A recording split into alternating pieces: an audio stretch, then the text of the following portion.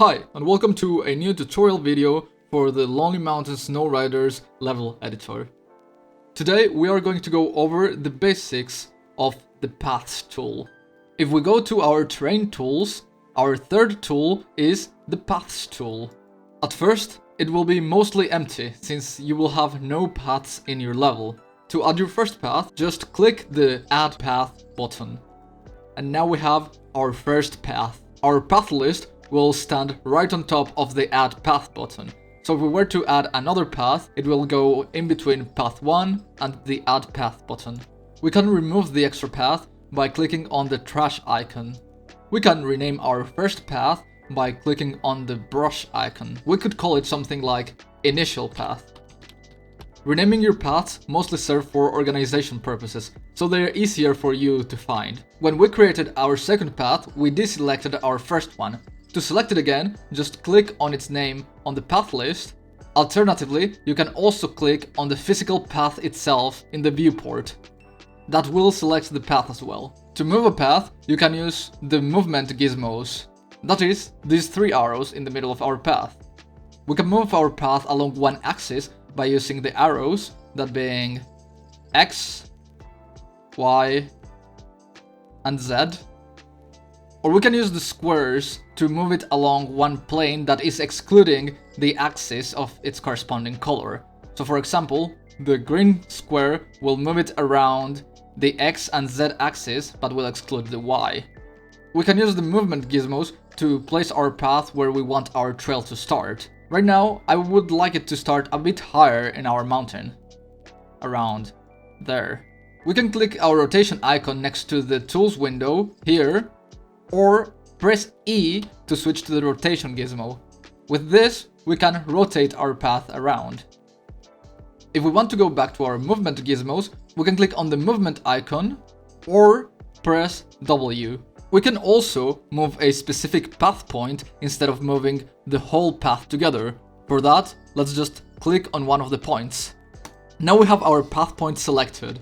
Just as with the whole path, we can move it around with the movement gizmos. If we move it vertically, we will start having some steepness to our slope.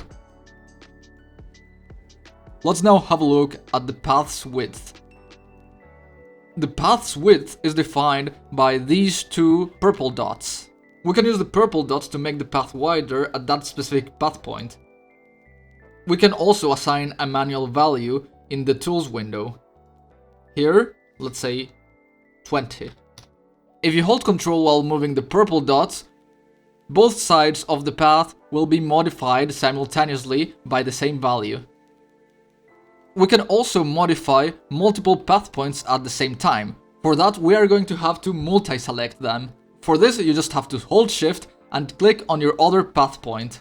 And now we can modify the width of both our path points simultaneously. Either one side or both sides simultaneously by holding Ctrl. Let's modify now the curve of our points. If we select a single point, we will see that we have this handle that has these yellow dots on its end. If we select one of the yellow dots, we can start modifying the curve of our point. The curve will help us transition more smoothly from one point to another. So if I pull the handle so it points a bit more towards my second point, my path will transition smoother towards my next point. The longer this handle is, the greater its effect is going to be when transitioning from one point to the other. But just 2 points don't make a whole path. That's why we will need to elongate our path. We can either go to the left on our tools window and click the button that says Elongate Path's End. And now we have a new point coming from our path's end. We can also elongate Path's Start. And we have a point coming from the opposite end. Alternatively, we can hold Ctrl and this green dot will spawn on our pointer. We can just click anywhere outside our path and a new path point will spawn there, connecting to the closest path end. We can also hold Ctrl and click somewhere in our path to create an in-between point. Now, let's say I don't like one of my points. For example, this point that is extending outside of the chunk.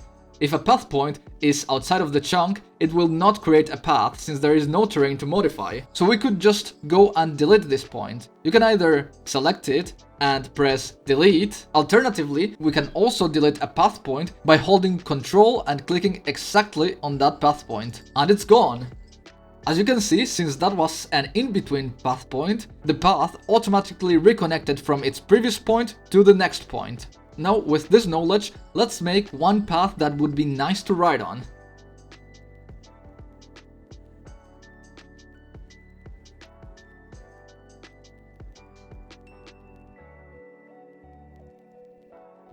Now that we have our path, we could use the terrain sculpting tools that we learned in the previous episode to modify the terrain around it so it fits it a bit better.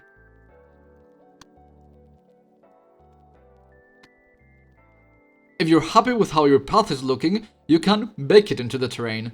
If you do, your path will stop being a path and it will form part of the terrain. This means that you can modify it with the terrain sculpting tools and make it so it more naturally connects with the rest of the terrain. However, since it's not going to be a path anymore, you will not be able to use the path tool to modify it. So doing so means that you finally are committing with the way your path is looking. Let's do it! Let's go to the left and look for the button that says Bake. We will click it and our path will disappear from our path list. This is not a path anymore. This is just terrain that has the exact shape as our path had. As such, we can go to our terrain sculpting brushes and go to the smoothing brush to smooth the edges of the path so it connects better with the terrain around it.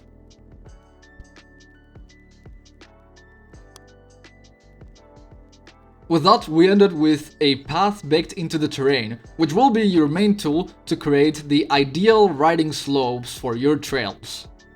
In the next episode, we are going to go through checkpoints and the editor play mode, the basics for you to play your own creations within the level editor. Thanks for watching and see you in the next one.